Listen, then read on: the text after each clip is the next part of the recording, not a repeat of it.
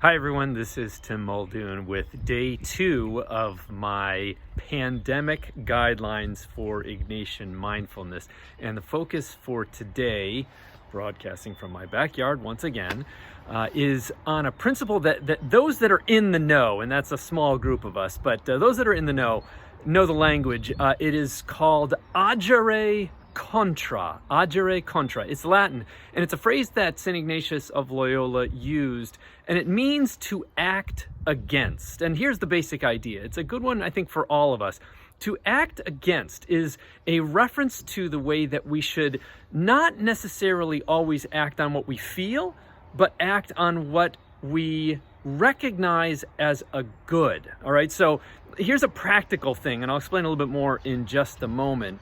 Let's just say I'm, stuck in quarantine in my house, and I, lazily move from my night pajamas to my day pajamas while I'm taking my Zoom call, still wearing my bunny slippers. Okay, now I'm sure that's just a fanciful, none of us actually do that, right? But let's just imagine, okay, in these days where, the schedules are a little bit crazy, it's pretty easy to kind of let things slip. And frankly, and I don't mean to make light of this, there's a lot of stress in this, and so it's very easy to get that kind of brain fuzz, like, what should I be doing? And my schedule, I know I've felt this, tends to just look a little bit slushy, all right? So enter this idea of agere contra. It just simply says, look, most of us just tend to act, especially when we don't have a schedule, according to just what appeals to us at the moment. We're driven by our desires, and our desires can sometimes be a little bit misleading. So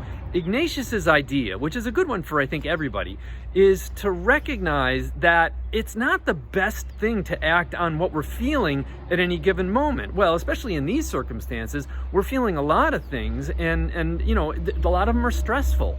So to agere contra, to act against our desires, means to me, just for example, make a list of maybe 1 or 2 things that you want to do today. And by the way, I would say name 1 or 2 things that give you the opportunity to act with generosity. So thinking not about yourself, but about somebody that you love, or about somebody that maybe you don't even know but could use some love and support. And here I'm thinking, about all the people that are doing good things for our healthcare workers and all the many people that are working on the front lines of our situation, right? So identify for whom you want to act generously, and then again, identify the 1 or 2 things that you want to do during the day that allow you to make choices that are driven by direction and not just by the spontaneity of what I'm feeling at the moment. Because again, our desires are not very trustworthy. Let's put it that way.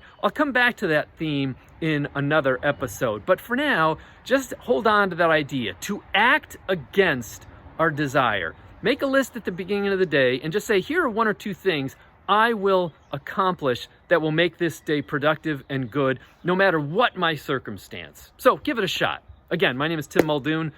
Thanks for listening.